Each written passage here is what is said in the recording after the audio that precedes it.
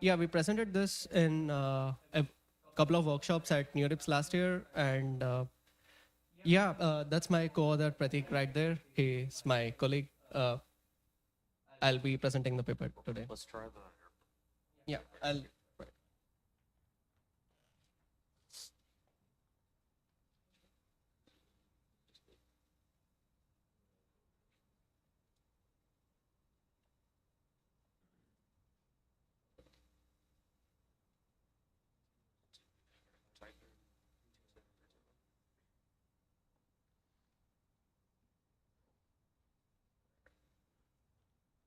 So I think he has a demo, so he wants to go up to his laptop. But please, everyone, give it up for Ritesh.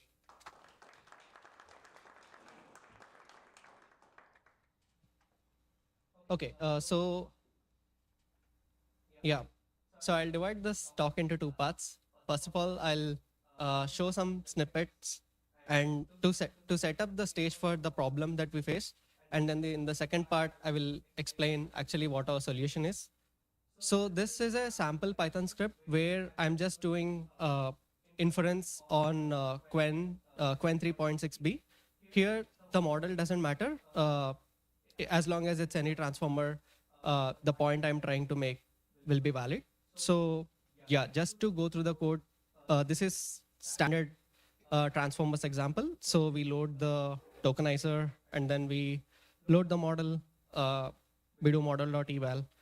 So what I want to show here is like how do we calculate loss?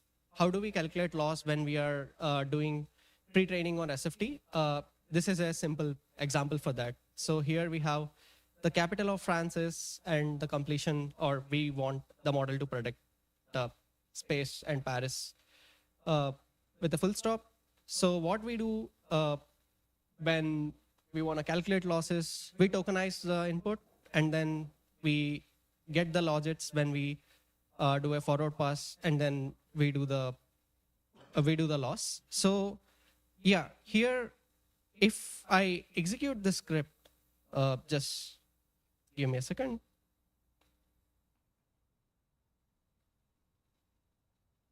Yeah, so let's just inspect at what are the shapes I've printed here. So first I printed prompt IDs. What are prompt IDs? We just tokenize the input prompt, that is capital of Francis. It's 1,5. 1 indicates the batch size. Here we are only sending one prompt, so that's why it's 1. 5 is the number of tokens. So it's a vector of 1,5. And similarly, full IDs are, we have joined this here, prompt plus completion. And when we tokenized it, it's 1,7. That means this statement is tokenized into two tokens.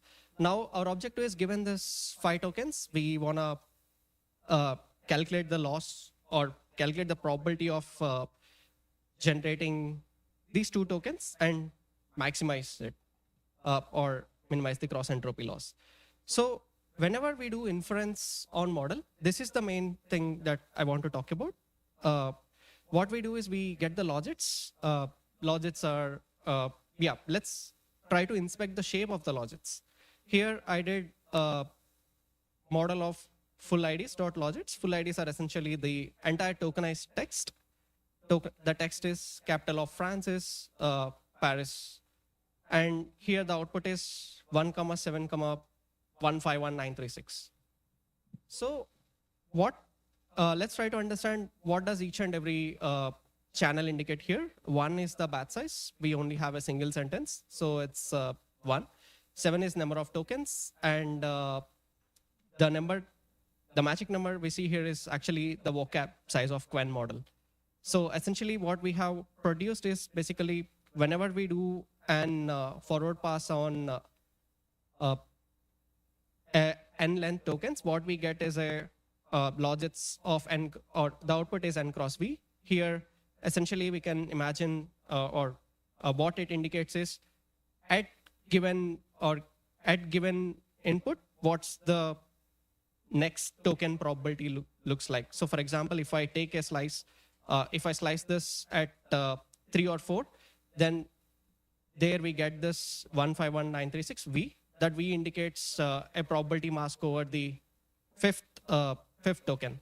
And in SFT, when they are calculating the loss, what they do is basically we mask out the prompt IDs. So basically, I mask out the first 5 tokens, and we only calculate loss over the rest of the tokens. So with this in context, now I wanna take it a little one more step. Now let's consider a problem statement where one would want to do SFT on multi-turn conversations. What do I mean by that? Here, let's say, let's just focus on this single aspect. Let's say you have an n-turn conversation. How do we denote n-turn conversation? It's just human assistant. So H1 indicates the user text, and A1 indicates the response at that point. H2 indicates next follow-up, and A2 is the next follow-up. So we have n. This is an n-turn conversation. So at each and every turn, the entire, like in the first turn, the context is H1, and LLM, we decode A1. And then you give H1, A1, and H2, and then we decode A2. So now, if we focus on the first row, this first row is what I have just shown in the script. So when you pass in H1 and A1 to the model, that is the first turn, we get the probability, or we get the logits, and then basically we mask out the input and we calculate the loss. So now we want our model to be trained on multi-turn conversation. Essentially, what we want to do is multi-turn conversation is just n samples. If it's an n-turn conversation, you have n samples in your data. So you want to maximize the probability of getting A1 given H1, A2 given H1, A1, H2, or the second turn output given entire context, and then the nth turn output given the entire context. So usually when we do SFT, the loss is essentially you do these n forward passes and then sum it up. And this is the loss term that we have. And then we do gradient descent. Any questions so far? Yeah. So if we, yeah.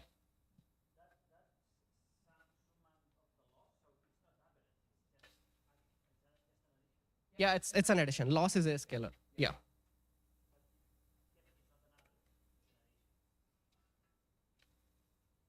Right. Yeah. This is per. Yes, it needs to be average. Yeah, you're right. Yes, because towards the end we do it per sample, so it's supposed to be average. Yeah, that's correct. So yeah. So, but these days with agents, if your single interaction could involve a lot of turns. Turns as in, let's say agent does deep research, so it makes a lot of tool calls, and every tool output or observation is essentially another H or human input. So we usually deal with data sets where the conversation length is a lot. So, and we don't want to do n forward passes. So in the standard, I mean, if you take Hugging Face or Trainer or anything, you don't do n forward passes, but there's a neat trick that people use that you can actually calculate the loss in single pass. So how do we do that? Let's consider the final sample. You have the entire conversation, and when you pass it through the model, what you get is you get the logits for the entire conversation. Now, what we do is, like, if we see the second one here, we are just masking everything in the input and then just calculating loss over this, the final generation, because that's what you generated and you wanna minimize the cross entropy over those logits. Now, what we do is kind of like we merge everything. That is, once you do the final pass or once you do the single pass, you get logits, but you mask the human part of the prompt, and then you calculate the loss. So again, what do I mean by masking? Masking essentially is just setting this to 100. Here I set it to 100 just for demonstration purposes. Once you mask it, what happens is when you when you do the masking like this and calculate, the output loss L would be same as if you did n forward passes, and then yeah, ideally you would want to average. So when you calculate this loss, you just divide it by n turn. So this is a standard thing in SFT. Yeah, that's how multi-turn SFT is done. Like you just do things in single pass. So what happens is, instead of n forward passes, you can generate or you can calculate the loss in single pass. However, when we go to reasoning models, where a model generates reasoning before generating response, this doesn't hold up. Let me just show why it doesn't hold up.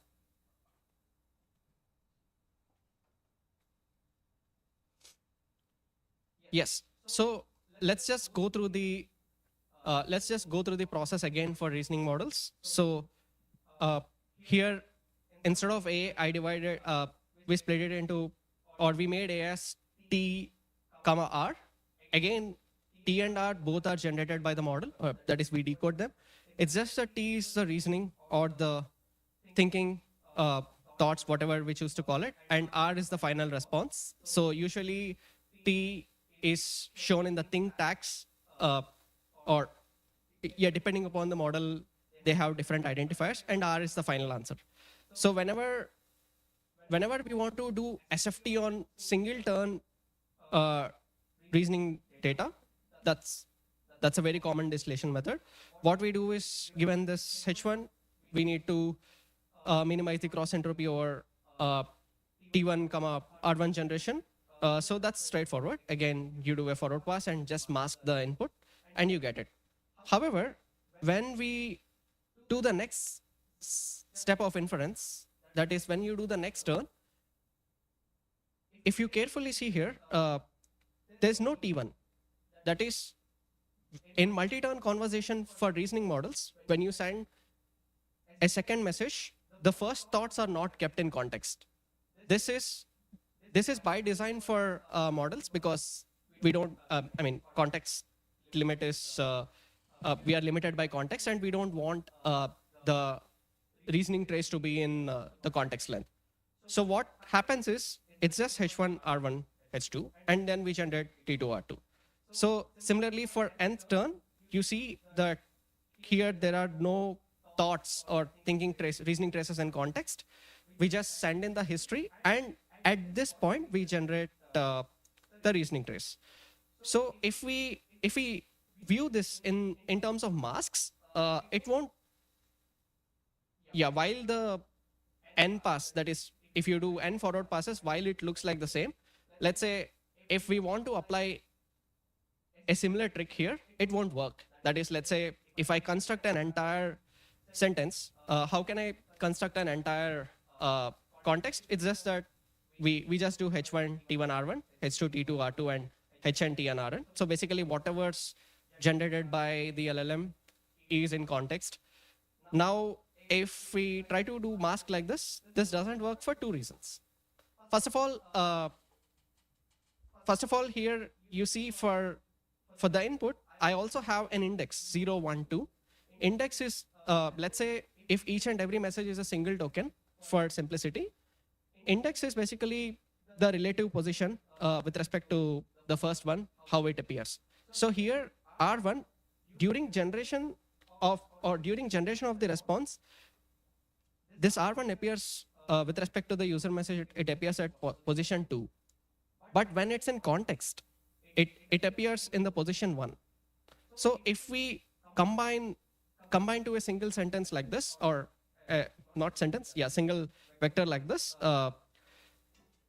we can't do that. That is, you would need to manage, or you would need to somehow have R1 with two positions. That is, R1 at position 2, that is during generation, and R1 at position 1, that is during the next turn generation. So because of this,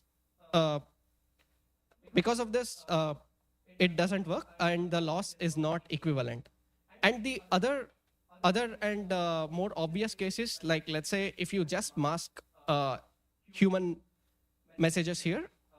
You would be essentially training to generate thinking and response, which is okay. But during the next step of generation, you are also keeping T1 in context. You want to hide the thinking tokens, but they are not being hidden. So this is the problem with the multi-turn reasoning. And our paper actually tries to address that, or gives an algorithm which one can use to address this case. Any questions so far? Okay, so yes, so the idea on how to do this actually comes from an existing idea in the literature. It's called packing. I won't go to that, but I just want to mention it. Now coming back to, now let's discuss the algorithm on how we can do it. So the two things I mentioned, first one is R1, the position of R1 is dual. Like we need R1 at position 2 and or response at position 2 and position 1. It's like we somehow need it to be both of in both of the places. What we can do is maybe we can just duplicate tokens and put things in context. What do I mean by that is, let's say I do this. Instead of just having single output tokens or single response tokens, here again, thinking is actually also an output of model, but it's just that it's an internal reasoning trace. So what if we just duplicate R1? That is, here it's just that we just literally duplicate this, and by this our context length actually increases a lot, because response is we are duplicating the response. And now what we can do is we can assign the position so that things are satisfactory. That is, R1 in appears at position 1 and R1 out appears at position 2. So this way we can solve the position. But now my R1 out pays attention to, like, attention is messed up, because let's say during the last generation, if such a sentence goes, the user token actually attends to two R1 in and R1 out. It attends to thinking as well. So now this is tricky. But the way we propose to solve it is by basically having custom attention mask. So in autoregressive LLMs, we know that the attention is causal. So I'm just going to show a couple of masks so it's clear. Okay, let me just switch to a different version of the paper. Yeah. So this is a causal mask. Here again, orange indicates 1 and white indicates 0. Basically causal mask is a lower triangular matrix. So it's the core part of attention, like the tokens and current can't attend to future. But by tweaking attention mask, we can also encode different attention. So here coming to our proposal, what we are saying is we are bloating the context by duplicating things, and we don't want things to interfere, or we don't want H1 to attend both of them. We want H1 to attend only on one of them. So our method is literally that we describe this attention mask on how to attend. So I'm just going to zoom into the particular block of it, and so we can understand. So okay, maybe let me see if the another version has a better mask. Yeah. So I hope this is the font is visible. So we have at every position I, or let's say it's 1, we have user input, thinking, R is the response and the duplicated response. So here we call it input and output. The reason why we call it response input and response output is during the generation of the future turns, we want this to be in context, and we want this not to be in context, or we want this to be in context, but this guy should get hidden somehow. And during during the ith generation, or during the loss calculation over this, we don't want this to be in context.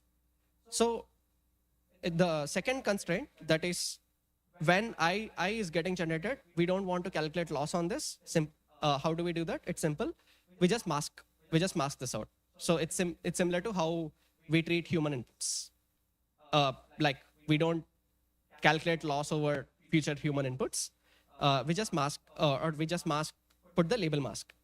And now coming to the question, like when it's in context, what do we want it to attend to? When it's in context, this guy doesn't see T1, because in the next generation you have discarded the thinking, so that's why it should not attend to T1, and that's why we see an white patch here. So similarly, essentially the paper is defining what are these attention rules and constructing a custom attention mask. So a mask visualize will be like this. I'm not going to go into each and every detail, but with such a mask, what we can do is we can do single forward pass and calculate the loss. Yes.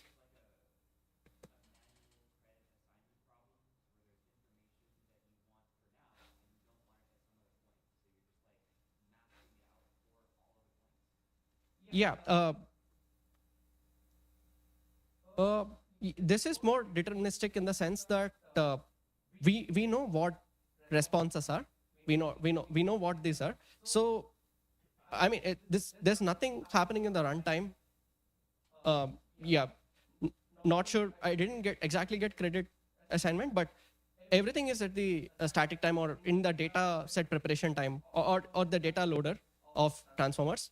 So what we are saying is, because we duplicated it, we are messing things up, and because we are actually doing forward pass over such a constructed sentence rather than actually what was going into input. And because of that, you're adding more things. So that's why you have to put some zeros in this matrix. That's, yeah. Any other questions so far?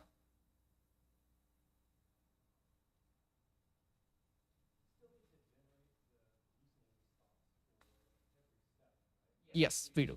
So the premise we are operating on is we already have a data set in which you have a multi-turn conversation, and at every point in time, you have reasoning traces. The simplest way is, or the way we did is, you can actually generate data set using a frontier model. Claude 3.7 and most of the open source models allow you to extract the reasoning trace. Now once you have this multi-turn data set, and let's say you wanna fine tune or SFT a smaller model, or SFT your own model, that is when we would want to do this. Yeah, this is more like speeding up your training. Yeah. So now coming to trade-offs on this approach. Obviously, here we have bloated the context, as in if we just did the, let me just come back to our diagram. Yeah. If we just did n pass, here at each and every turn, the context that goes in is lesser. So we have n pass. At the n turn, the length is basically length of the conversation plus last thinking and then last response. But in single pass with token duplication, what happened is we are always including the reasoning trace in the context, and we are also duplicating the response. So now your context length has increased, even though you're decreasing the forward passes. If you're limited on compute, or if your data distribution is in a way that your LLM produced very long reasoning chains, which is usually the case with Quen and other Chinese models, then this method is not actually the right one. Then you're better off just doing n forward passes. So there's a hardware or device based trade-off here. Again, to address the trade-off, what one could do is you can actually merge both of those. What do I mean by merging both of those? Here we are doing n passes. Here we're doing single pass. So let's say you have this n turn conversation and you split it randomly at one point. You split it randomly at any point, and then you do 2 single passes for that. Or let's say if you split it at n points, that's what you have here. So that's what we call k-pass approach. So if you know your data set or data distribution beforehand, you can actually run some heuristics to get the optimal split. And usually the problem with long context is, depending upon the data set and the GPU you're working on, the long context inference in itself could flow out of GPU. Like let's say if you're doing it on single H100, which is our case, we were experimenting on H200s. So yeah, one needs to be very distribution aware when using our approach. Yeah, I think that is it from my presentation. I'm open for questions. Yes. Yeah. So we're working on a proprietary multi-turn reasoning dataset. This was last year. So at that point in time, when we were working on the paper, we didn't find good multi-turn reasoning datasets. So we did publish one to Hugging Face. We call it math chat. So it's a multi-turn math problems. Each and every math problem is of high school or a little bit more than high school complexity, but it's not single turn like GSM-8. It's multi-turn. Now what we have done is we just took that and collected reasoning traces for Claude 3.7 Sonnet. Now we have a multi-turn reasoning dataset. So let's say if we want to distill Claude for multi-turn, you would need to fine tune on this, at least for math. So on the math chat sync dataset, now here are the curves. I will ignore k-pass and conversation depth, the main thing. Now, when coming to the practical, the top curve is relative speed up is flex pack 1 pass. So our method is just one of the optimizations that people use during training. There are a lot more optimizations. Here, what we tried is changing the different attention implementation. So to go a little bit in detail, one of the popular methods of attention that people use is flash attention. So it's like if your Conda environment is set properly, it performs really good, better than just doing the matrix multiplication. Flash attention actually doesn't realize the entire attention matrix. In long multi-turn, if you construct such matrix in real time or during runtime, it becomes harder. So flash attention actually mitigates that. But our method doesn't have a flash attention implementation. So we did take a try-turn version of flash attention and try porting it, but we didn't see any gains. So yeah, that's why the speed up we see is again 3x. It's not nx. And this data set is of length. It had around 16 turns, up to 16 turns. So this is the speed up on the data set that we have.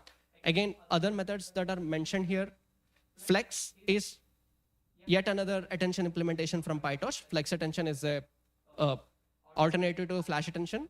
It's essentially they have a better API where you can pass in custom attention metrics. Now, one more practical challenge that we faced was actually constructing such big metrics was also getting harder and harder. Because if I want to fill the matrix in brute force, you take n square and you take n square and go fill row by row and check does each and every row conform to this, showing the conform to this or not. So here what we have done is each and every, what are we comparing against? This versus creating a lower triangular matrix. So if you want to create a big lower triangular matrix, you just do use a torch function, and it does things very fast. So here, for each and every position, or for each and every constraint, so what we have done is we have divided this into Boolean algebra, and we have basically created multiple matrices and did Boolean operations on them to get this matrix. That's how actually we were able to keep up the speed up, or keep up the 3x speed up. Yeah. Any more questions? All right, please give it up for Ritesh. Thank you.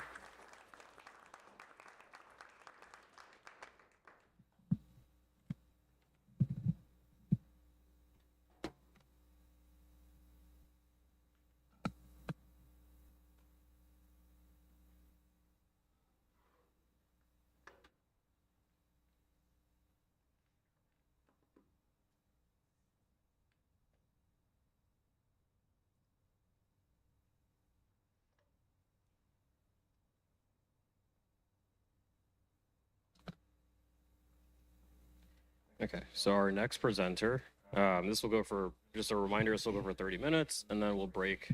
We should have over half an hour to network.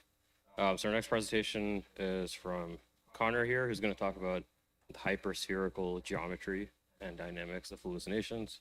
I hear Connor's a big fan of hallucinations, so he's prepared this great talk for you.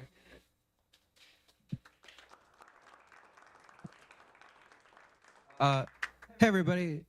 How many of you have had this experience with your LLM application where, you know, you got this simple thing, a hallucination, maybe it's just like a spill in a kitchen, and you got your rag, you're cleaning it up. The judge is watching over it, but that's not enough, right? You need another judge watching that judge really intently. And then if that's not enough, then you got another judge outside. So yeah, a lot of modern LLM applications, it can get a little bit tricky with detecting hallucinations. You know, sometimes the solution is more complicated than the problem. And to make it more complicated, a lot of times it's not really clear what exactly is a hallucination. And so, you know, there's a lot of definitions out there that are fairly broad and unscientific. For example, one of them is generated content that is nonsensical or unfaithful to the provided source content. Also plausible yet non-factual content. So not really scientific, doesn't really give you a lot to work with, just a vibe. And then, you know, in the actual research, hallucinations can often be broken down into different subtypes. For example, factuality, faithfulness. We'll talk more about these in the presentation, but just to give you a flavor, intrinsic and extrinsic. So it's usually not just one label or one target that you're going for to detect. Now, a lot of the state-of-the-art hallucination detection methods, they can really be broken down into 3 overall types, depending on what your access into the model is. At the first level is that white box, and so that's going to leverage the full model weights. And so that's also going to include the residual connections. And if you've been to a lot of our previous talks, we've discussed how in the transformer, all those separate blocks can be looked at, all those residual connections can be looked at as if they're time steps. And we'll talk more about that in a second as well. Gray box would be when you're just leveraging the final logic probabilities. And then black box is when you don't have any access at all. You just have the actual output tokens. And then there's a set of flavors for actual hallucination detection. Of course, you have RAG. You also have sampling-based, probability-based, and then what we're going to talk about going into today is embedding and geometry-based. And all these can actually blend together. It's not like it has to be this one, then another. There can be hybrid approaches. And so, for example, just as a quick example, one of the recent ones is called geometric uncertainty. This kind of method, geometric uncertainty, what it's measuring, geometric volume, what it's measuring, it's black box, sampling based, and it's also using sentence embeddings. And so what it does is the user creates a query, and then there is a sampling of possible responses. These responses are then embedded into sentence vectors where PCA is performed. And then some more geometrical techniques are done related to picking out specific artifacts within that geometry, and then using that to define a volume, which they then connect over to uncertainty. And so, yeah, these techniques can get pretty broad in terms of their application. What this paper is really showed, though, is a connection there of uncertainty, of that volume of possibilities with how likely a hallucination is. All right, just another example. This is called DOLA, decoding by contrasting layers improves factuality in large language models. In this case, what they show is they do, this is white box, and they do a comparison layer by layer, and they actually subtract from them. And they show that when there's a hallucination, it'll often correspond to the greatest contrast across the layers. And so, for example, here, I'm not even going to ask how many of you know the capital of Washington State. I'm sure you all do, but maybe if this was a different crowd. But oftentimes you might say Seattle. It's pretty common. It occurs a lot more frequently than Olympia. So, with a hallucination, it may pick up Seattle just because it's more occurring. It's picking up more of that distribution rather than the substance of the actual question. And so this is really going to get to the main topic of today, which is, is there a way to, we just looked at a couple of examples that were really about, getting into, can we identify certain signatures in the models, within the actual geometry of the model, and then use those signatures to detect hallucinations? And so some examples of what those signatures might come from. You have the actual hypersphere geometry. And actually, if you were here, I guess back in October, I gave a talk looking at a mathematical perspective on transformers.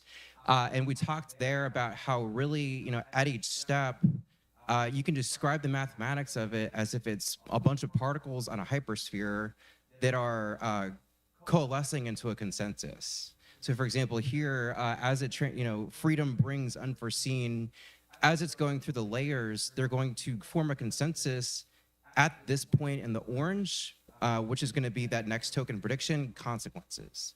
So you can think about it as if it's a multi-particle dynamics on a hypersphere. So given that very robust physics picture, what can you do with that? That's kind of what we're getting at. Is you have a hypersphere, time steps, trajectories, forces, energies. Can we actually identify hallucinations not by some judge or by some kind of logic, but by the actual signatures in the model? And so why would we want to do this? It's going to be simpler. Ideally, maybe on the outset, maybe it doesn't look like it is simpler, but it's going to be deterministic. It's also going to be interpretable. You can say exactly this signature gave me this specific hallucination. And that's going to be important too. I'm in the domain of healthcare. A lot of these more technical domains, the challenge is, can you actually explain what you got and reproduce it? And so it's going to be very important in these sort of expert level domains. Also targeted to specific types. And then, other benefits are also that it will decrease the computational resources. You don't have to do all these extra sampling calls to get your answer. And then also decreases the monitoring of monitoring.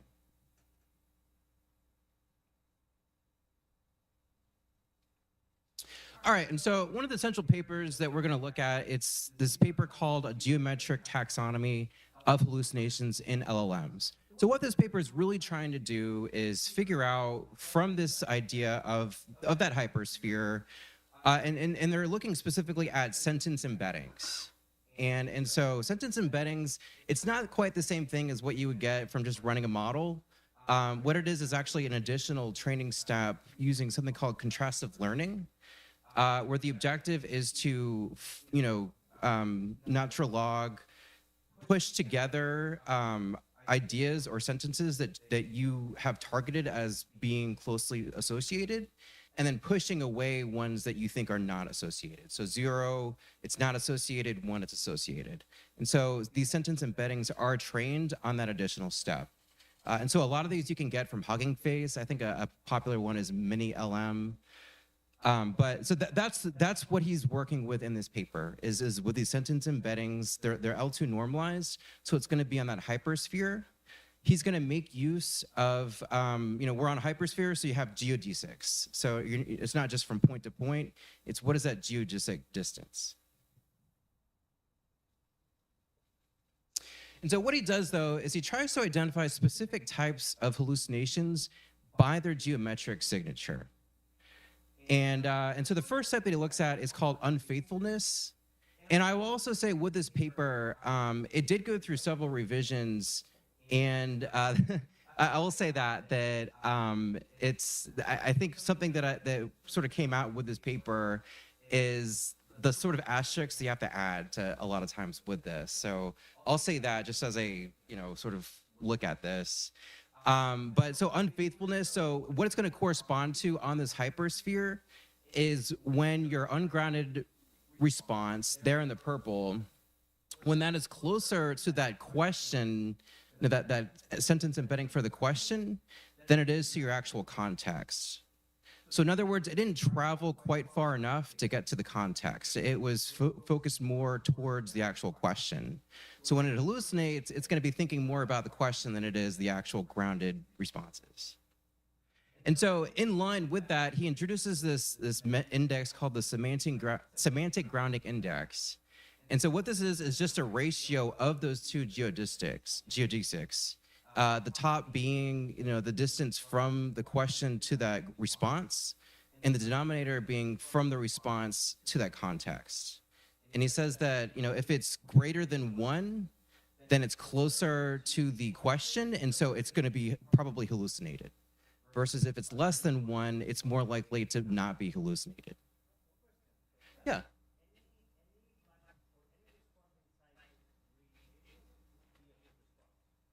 Yes. So he also introduces in this paper, just for the sake of definition, something called a plausibility region. And I kind of drew it out there as sort of squiggly. I will also say too, it is a little bit loosely defined to the extent that, so he rates it to be as anything that is related to the vocabulary of the context. For example, if the context has a certain vocabulary word, then a sentence that has that word, it might be included in that. But to your point, it is fairly loosely defined. Yeah.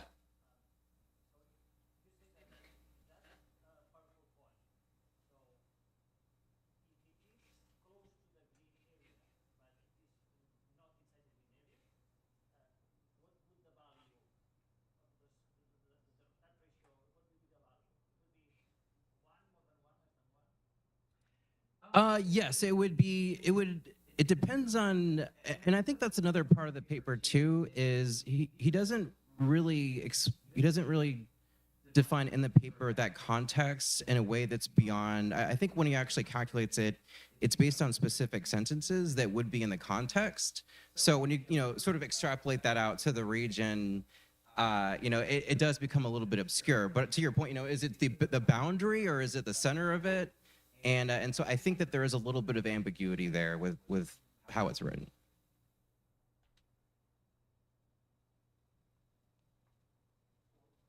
Yeah.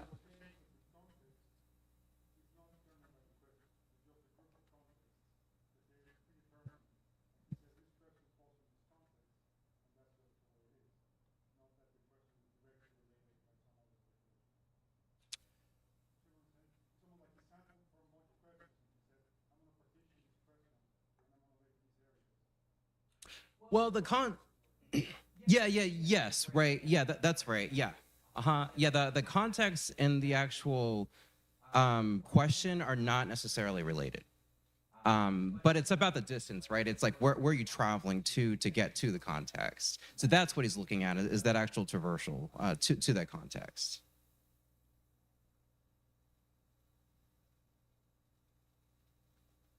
He also introduces another type, and so he's going to relate this to confabulation. And so what this is when the point itself is actually, it's not going towards the plausibility region, but it's going away from it. It's sort of off the map. And so that's what he's defining, is relating to confabulations. And he does go through in the paper and define out specific kinds of confabulations. And I won't get into that in this talk. It's a little bit detailed, but it is an interesting read. I would check it out. But yeah, it's basically responses that lie outside of the plausibility region, but aren't really, in terms of that SGI, they're not really on the way either. They're sort of off the map. But given that, when we're saying they're out of the way, he's going to use that to define another, measurement. And so what he defines is the directional grounding index. And I'll also say too, I was really perplexed when I read it. I was thinking that he was doing this with respect to the hypersphere. And I think something that threw me for a loop is that this specific index has nothing to do with the hypersphere. It's really just about, from that question, he's taking all of the different context points, those black dots, and he's averaging their unit norm relative to the question. So he's sort of creating a bunch of small directional vectors from the question, and so from this he derives this this one vector that mu, and so that mu is going to be the average of all these context directions. And so the idea there is that's the ground, right? That's sort of like, this is the gold star. This is what it should point to if it's not hallucinating, if it's not confabulating. And so in order to calculate this measurement then is he looks at how, the dot product of the, that question of the response, its directional point compared to that grounding direction. And if it's 1, then it's perfectly aligned. And so it's going towards that context. It's probably not hallucinating, or at least in this manner. If it's not 1, if it's negative, if it's pointing away, then it's probably going to be a confabulation.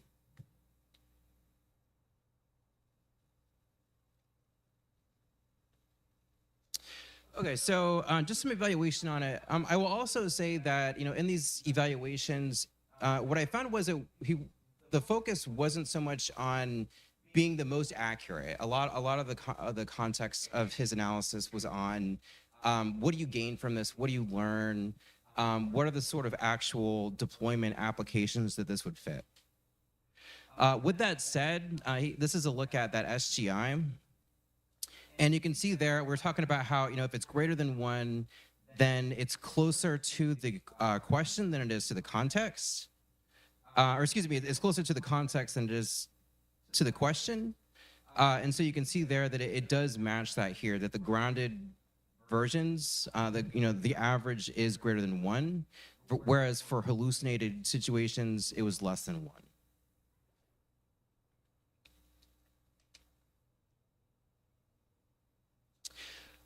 Okay, so on hallucination, one final type it goes through, it's called factual error within frame. And so what he says here, it's actually not a positive signal. It's sort of like this is the limits of what you can do with these signatures. And so what he shows is that, or what he claims is that you actually can't measure factual errors that are occurring within this plausibility region. So in other words, there are certain circumstances where there's just a fact that's just wrong. It's not a confabulation. It's not sort of made up.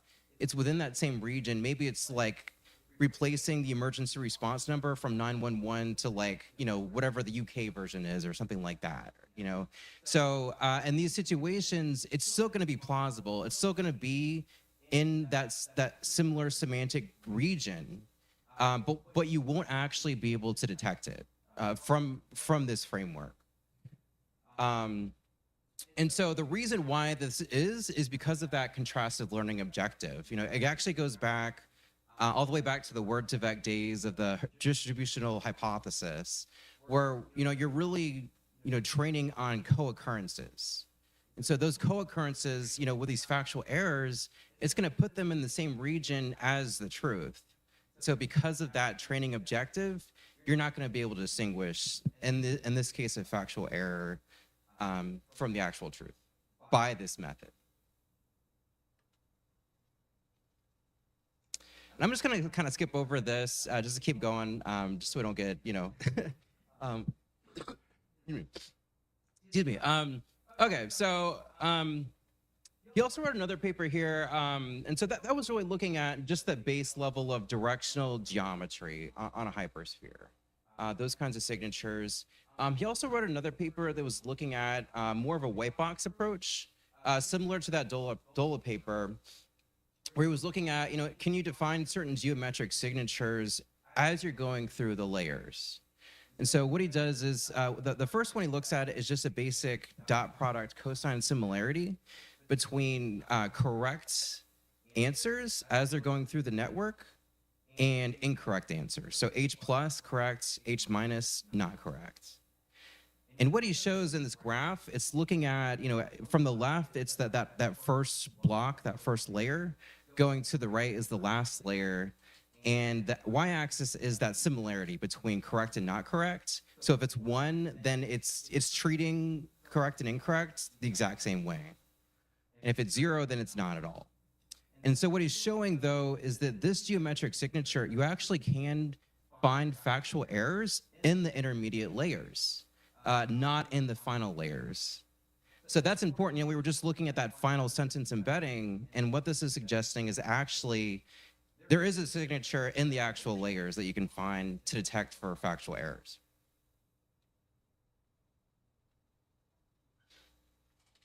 Another finding that he has is that the models will actually be, as they're running through, they will actively suppress the correct path once they've chosen to hallucinate. So you might think that the hallucination happens at the very end of that last layer.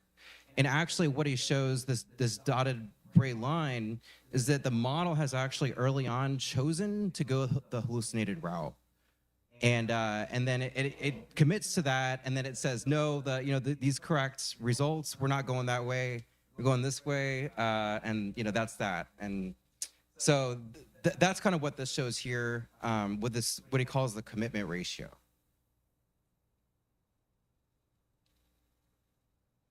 And the final finding of this paper was I thought was pretty interesting. We've talked previously about metastable transitions in networks. And what he found was that he found evidence that there is a sort of factual metastable state phase transition once you hit 1.6 billion parameters. So in other words, before 1.6 billion, so if you have millions of parameters or hundreds of millions of parameters, you don't have enough parameters yet to have reached the point where the model has factual processing capability. And he says that, and so he gives the example of Quen 2, 1.5 billion parameters. This actually didn't have any statistically significant geometrical signatures out of all the 5 that he tested. Whereas all the models that were larger with greater parameters did. And he found that these larger models had more signature the more parameters that they had.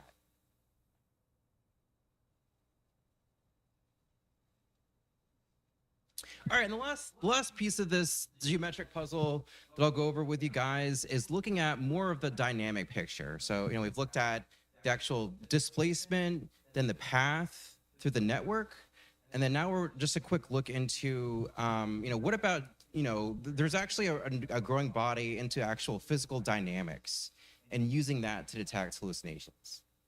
And so this paper, it's called Text Corpora as Concept Fields. Black box hallucination and novelty measurement. The gist of this paper is hallucinations are modeled as air resistance. And what they are is a deviation from expected trajectories. So if you go back to physics 1, the very first thing you learn about is a projectile with gravity. It's going to have a specific trajectory that you expect, and what he's saying is that you can actually model sentences as trajectories, as these vector fields, and what hallucinations are is when that trajectory, that vector field has a discrepancy, where there's some kind of air resistance, some kind of deviation from the expected trajectory. And there's a really good graphic in the paper that kind of talks about that. But that's the gist of what he's saying, is that hallucinations are a discrepancy in this vector field. And he lays out in the paper this idea of a vector sequence database, where you're not just storing the vectors, you're storing fields of vectors, and then you're retrieving these fields of vectors in order as sort of like picking out something out of a database, like an index out of a database. And he uses this term, this value. It's like a mu value. And so that's going to be that deviation from that expected displacement from these vectors. So this is a graph of what they show, but you can see there at the very bottom, those are sort of your displacements, those trajectories. And so what they do is they create a field out of that, and then they look for disturbances in that field. And that's what they're using to detect for hallucinations. Yeah.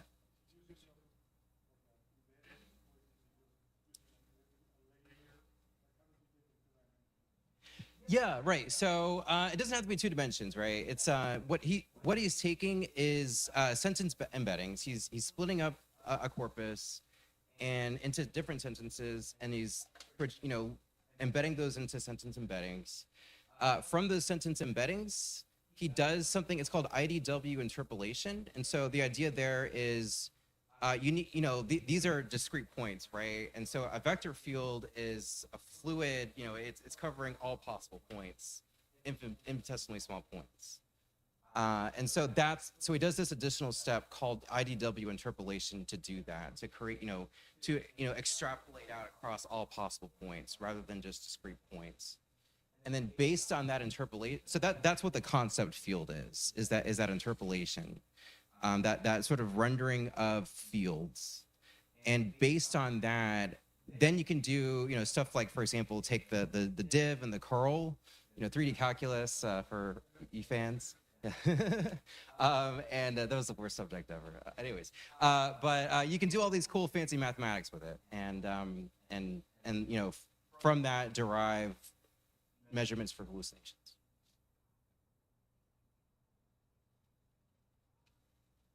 All right, and so just some takeaways. So from black box to white box, a lot of these measurements were fairly simple. Like that SGI, it's just the cosine similarity across the query to the response and the response to the context. That's significantly easier than some kind of LLM call or But that said, it definitely has its issues, right? I mean, it doesn't fix everything. You can't just do that and solve all hallucinations. So there's definitely a lot of asterisks here, and there's a lot with this that needs to be worked out, in a broader sense. But that's part of the goal of this research, is to figure out what are those possible points that we could have a signature, and then what would they tie into in terms of specific hallucination types. Yeah, right. So yielding interpretation across multiple. Okay, right. Sure. And so there was fairly, there was performance measurements that did stack up against something that you do with LLM as judge, or more high-end, modern state-of-the-art solutions. Another big benefit is that they did reveal a lot of deeper understandings about LLMs. For example, the role of entropy. The higher entropy is related to greater likelihood of hallucinations. And then the fact that you can even encode hallucination signatures in geometry is itself pretty crazy. And all that said, there's a lot to explore still. This is sort of like base level dynamics and geometry, and there's a whole world of physics out there. So